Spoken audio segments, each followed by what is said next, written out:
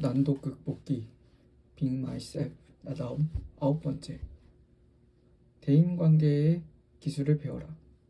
누군가 나에게 퍼스널 브랜딩을 위한 단 한 가지 책만을 읽어야 한다고 말한다면 나는 데일 카네기의 인간관계론이란 책을 주저없이 추천하고 싶다.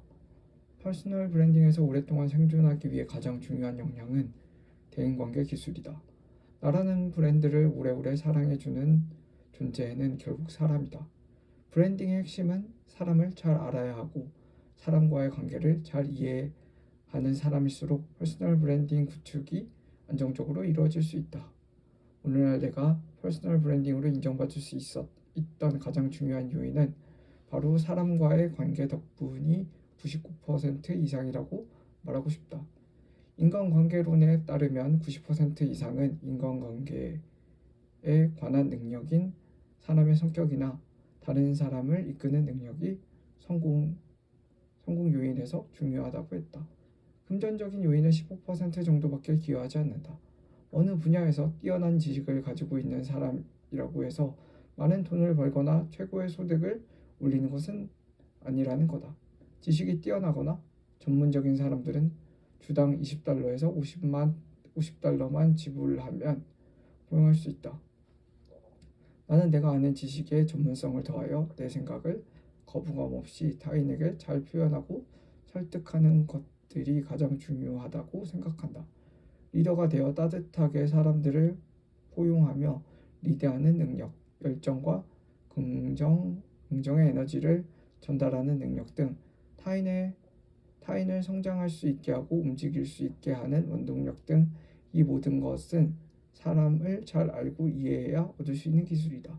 대인관계 기술은 비단 퍼스널 브랜딩에서만 중요한 것이 아니다. 내 주변의 가장 소중한 가족부터 경비 아저씨, 청소 아주머니, 택배 기사님, 직장 동료, 친구, 심지어 길을 지나다 마주치는 외국인들까지도 허용되는 기술이다. 누군가와 눈 마주치면 환하게 미소 지으며 인사하는 작은 행동부터 시작하자. 이곳에 어느 곳에 있든지 친절하고 감사하는 태도를 보여주자. 짧은 찰나의 과정에서 상대는 잊지 못할 순간이 될 수도 있기 때문이다. 순간에 최선을 다했다면 어느 날 그 관계는 소중한 인연으로 다시 돌아올 것이다.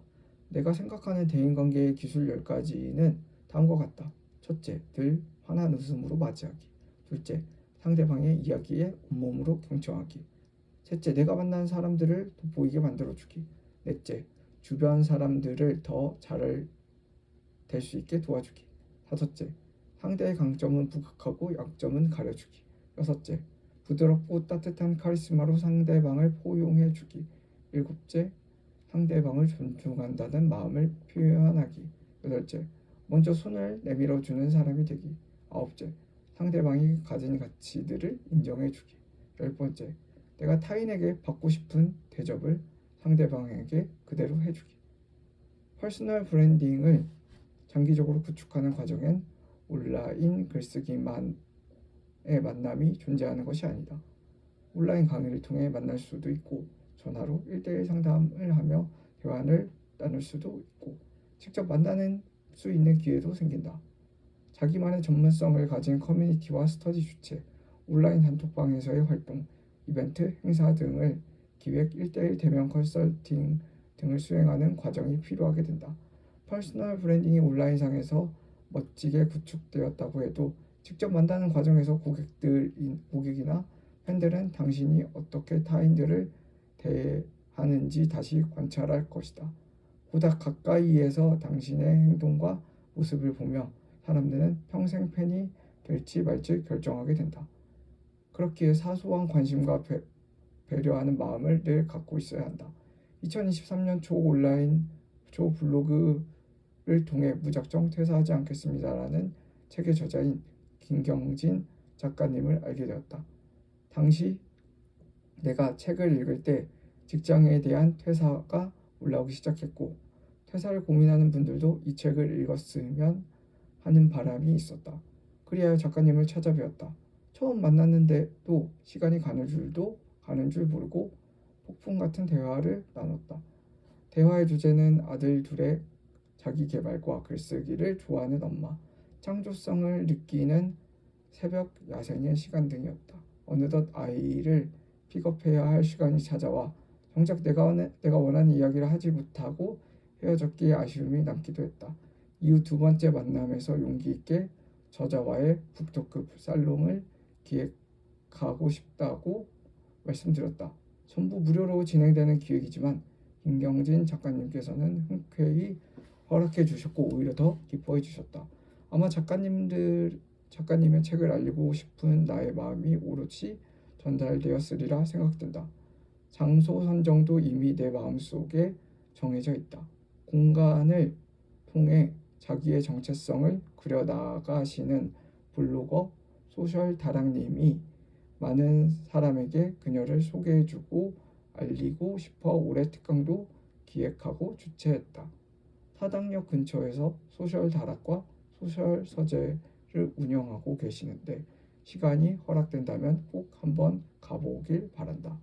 두 부부가 운영하는 공간을 북토크 살롱을 통해 찾아오시는 분들께 공간으로 통해 힐링할 수 있는 시간을 드리고 싶은 마음이 컸다. 당일 북토크 살롱을 실행했던 아침, 나의 마음은 아래와 같았다.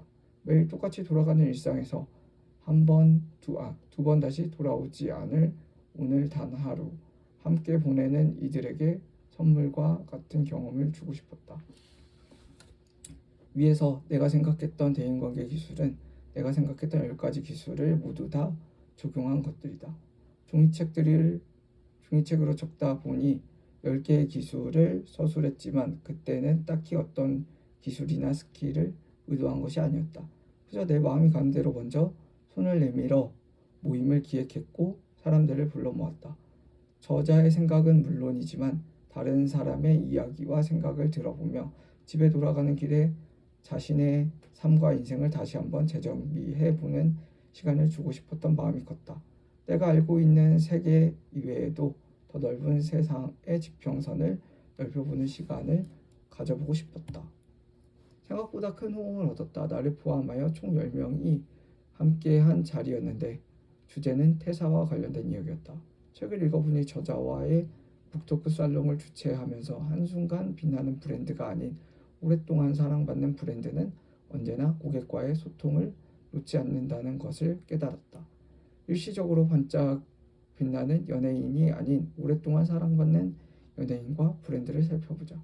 그들의 주변은 늘 사람들이 곁에 머무르고 있을 것이다. 그들이 유명해졌기 때문에 사람들이 주변에 모여드는 것이 아니라 늘 자신의 곁에서 응원해주고 도와주는 사람들이 있었기에 가능한 것들이다. 퍼스널 브랜딩도 마찬가지다. 나를 응원해주고 도와주는 사람들이 곁에 오랫동안 머물러야 한다. 제 아무리 실력과 운을 겸비한 사람이라 할지라도 혼자서 브랜딩을 성공할 수 없다. 퍼스널 브랜딩 정상에 서고 싶다면 돈보다 먼저 사람의 그릇을 채워야 한다. 그 그릇은 인간관계의 기술을 잘 터득해야 하는 것이다. 리더의 역량은 필수다. 제이님은 23년 9월 말 용산에 나만의 아지트를 열고 첫 오프라인 스터디를 모집했을 때 당시에 와주셨던 분이다. 제이님이 좋아하는 일과 잘하는 일이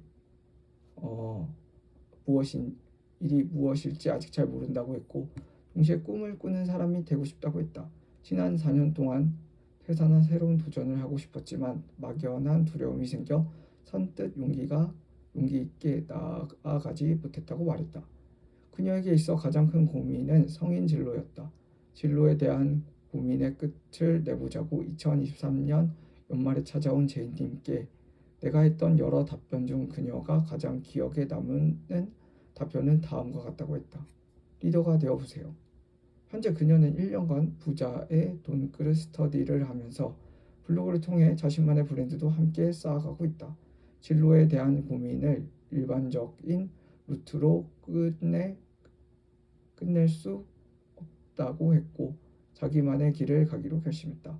이와 관련된 여정의 진심 어린 글을 그녀는 매일 자신의 플랫폼에 적어가고 있다. 제이님은 23년 연말부터 1년간 100명의 새로운 사람들을 만나 100만 원을 기부해보겠다는 목표를 세우고 작은 발걸음을 시작했다. 두려움이 있었지만 용기 있게 독서 모임의 리더가 되어보기로 결심한 것이다. 그리하여 온라인을 통해 100여 명의 사람을 만나 100만 원을 기부하며 사람들을 만나기로 한 것이다. 세상 사람 100명과 만나 대화를 하다 보면 자기 생각과 시야가 넓어지리라는 가설을 스스로 세웠다.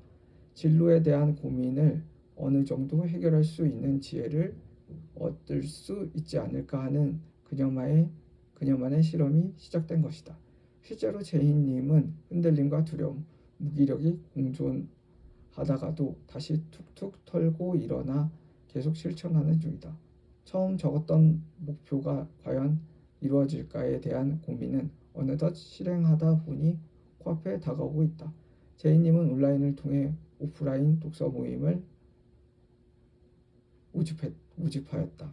사람들과 직접 만나 대화를 하다 보니 온라인 글쓰기 모임을 열어보고 싶으셨다고 했고, 실제로 온라인 새 문장 글쓰기 모임을 만드셨다. 사람들과 글쓰기 모임을 열다 보니 좋아하는 것과 잘하는 것, 시대의 트렌드와 컨셉을 저절로 생각하게 되고 떠오르게 되셨단다. 그러던 중 2024년 4월 스테레오에서 제이님께 이 메일로 연락이 왔다고 했다. 읽고 쓰고 만드는 힘이라는 주제로 책과 관련된 콘텐츠 활동을 해보지 않겠냐는 제안이 온 것이다. 그렇게 제이님은 24년 5월부터 꾸밍 노트라는 콘텐츠를 만들어 나를 찾아가는 글쓰기 모임을 만들었고 최근 두 번째 글쓰기 모임을 이어가는 중이다. 매번 똑같은 모임의 컨셉을 만드는 것이 아닌 새로운 콘텐츠로 모임을 준비하고 있는 그녀다. 6개월 정도 독서와 글쓰기 모임의 리더 활동을 하며 그녀가 느꼈던 그녀의 이야기들이 인상적이었다.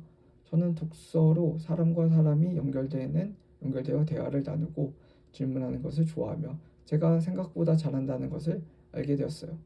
저는 스스로를 한정 짓고 한계를 그으며 살아왔더라고요.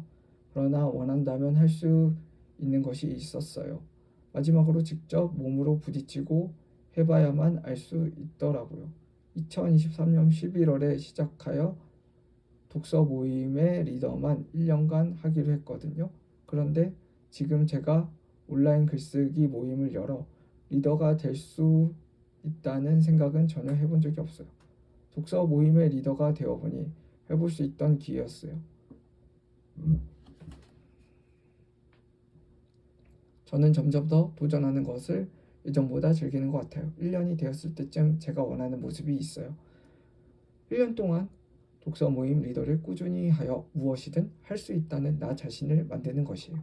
저는 늘 두려움이 있었어요. 나도 하고 싶지만 할 수 없어. 저 사람은 대단한 사람이니까 할 수 있는 거고 나는 그렇지 않은 사람이잖아. 늘 스스로 제 자신의 감옥을 만들었던 거였어요. 이제는 가치 입증을 하고 싶어요. 할 수 있는 나라는 걸 나 자신과 사람들에게 보여줄 수 있는 내가 되고 싶어요. 아직까지 진로에 대한 고민은 끝내지 못했지만 처음 시작 때보다 점점 분명해지고 선명해지는 것이 생겼답니다. 저처럼 고민하는 사람들을 꼭 도와주고 싶다는 거예요. 2024년 11월 제이님은 현재 100명이 넘는 사람을 만나 75만 원을 기부했다. 오늘날 그녀의 독서, 글쓰기 모임으로 브랜딩을 쌓을 수 있었던 것은 단 하나다. 리더가 되어 구성원들과 함께 성장해 왔기 때문이다. 어떤 분야에서 하나의 전문가가 되어가는 과정에서 리더의 역량은 필수다. 소비자나 구독자는 당신의 콘텐츠를 보고 그들도 그렇게 행동하고 싶다는 마음이 암묵적으로 존재하기 때문이다. 나 역시 마찬가지다. 내가 2년 만에 빠르게 퍼스널 브랜딩이 구축될 수 있던 이유도 자기 개발 모임의 리더가 되어 계속 사람들에게 내가 알게 된 지식과 인사이트를 알려주고 함께 성장했기 때문이다. 대표적으로 2022년부터 시작된 학원선언 모임이었고 방탄렌즈 전자책을 만들어 자기개발 모임의 리더가 되어 계속 사람들과 함께 성장을 한 것이다. 현재 내가 추구하는 퍼스널 브랜딩 모임의 특징은 나 혼자만 리더로 성장하는 것이 아니라 스터디 모임에 계신 분들도 리더로 성장하게 하는 것이다. 다른 컨텐츠나 스터디와 달리 추종자를 끌어모아 구독만 하게 하는 것이 아닌 더 많은 리더를 육성한다는 마음으로 모임을 이끌어 가고 있다. 그러다 보니 나의 모임은 부자의 돈그릇 모임을 하는 와중에도 각자마다 자기만의 콘텐츠 영역에서 리더의 역할을 하거나 다른 사람들 앞에서 강연 또는 가르치는 것을 적극적으로 권장하고 있다. 리더의 종류도 여러 가지가 있다.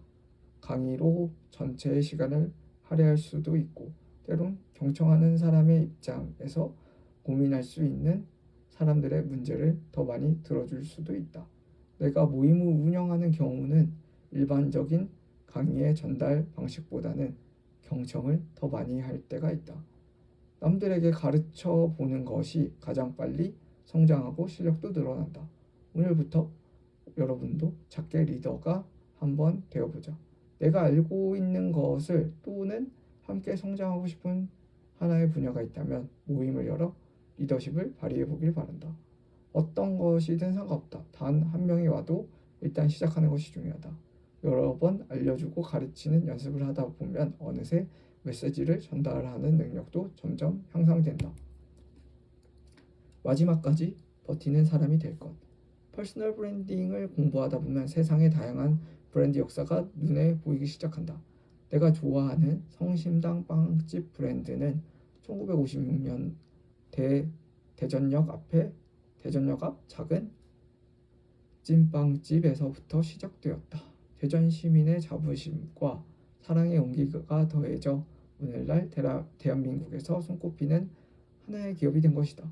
대한민국의 가장 큰 기업인 삼성은 1938년 일제강점기 시절 협동정미소 주인이었던 이병철 회장이 삼성상회를 개업한 것이 삼성그룹의 시초다.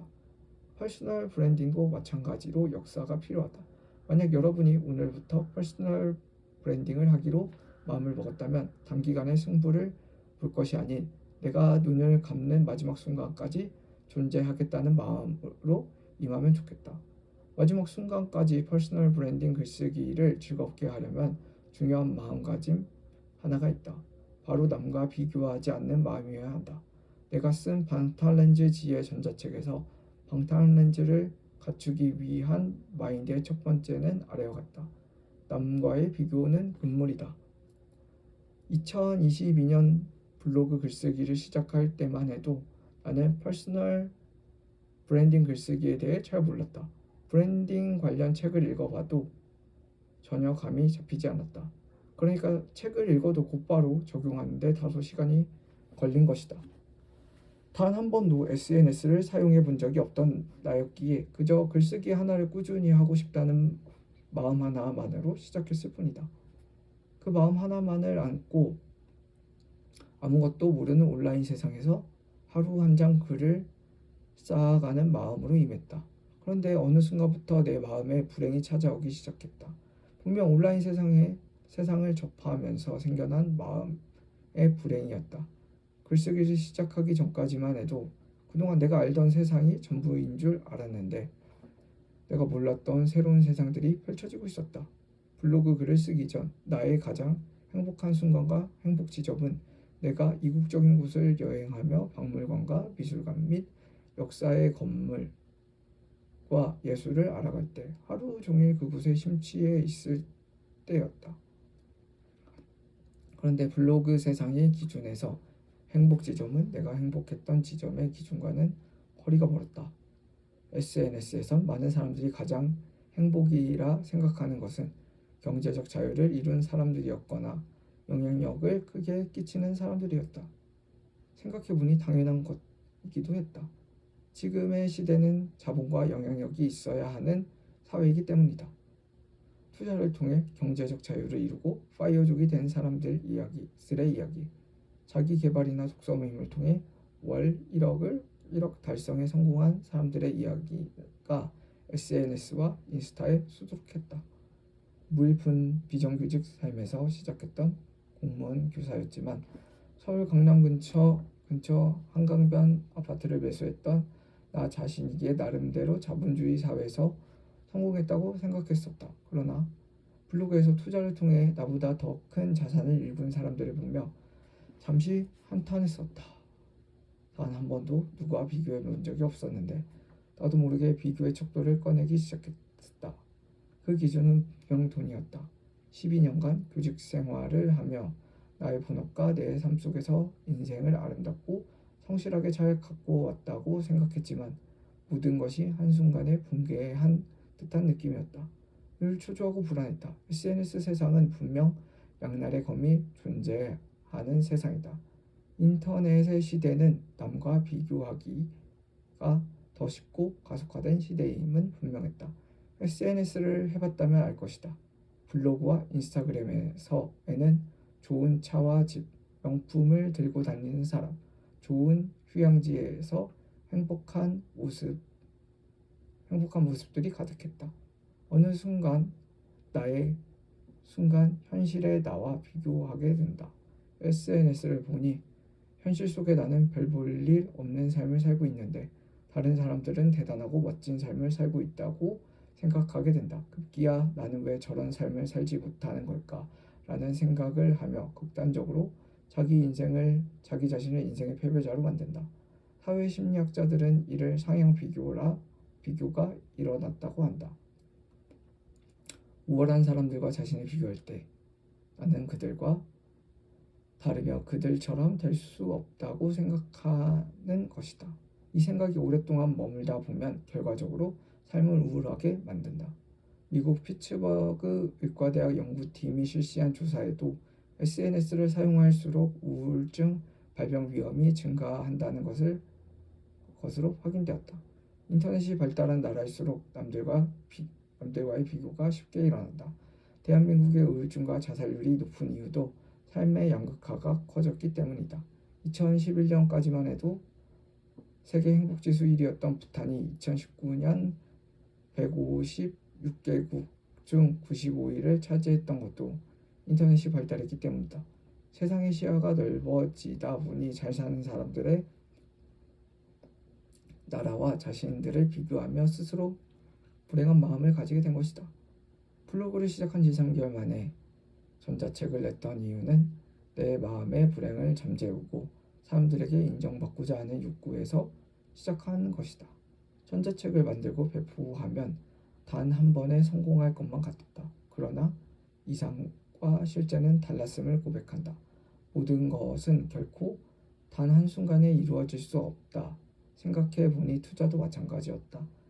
이 세상엔 실제와 인생 한 방이나 홈런이라는 것은 절대 존재할 수 없다.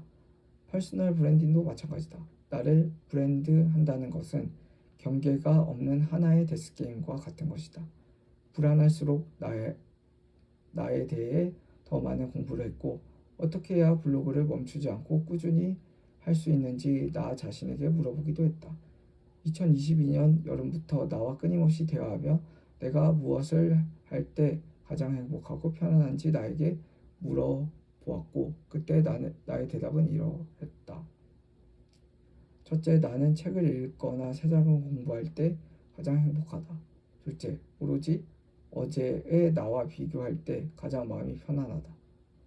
그치. 어제의 나보다 오늘의 내가 좀 더 나아지면 그것만으로 충분해. 셋째, 내가 배우고 알게 된 것들을 타인에게 아낌없이 나눠주어 쓰임받는 나 자신을 될 때 가장 행복하다. 첫 번째만 빼고 비슷한데?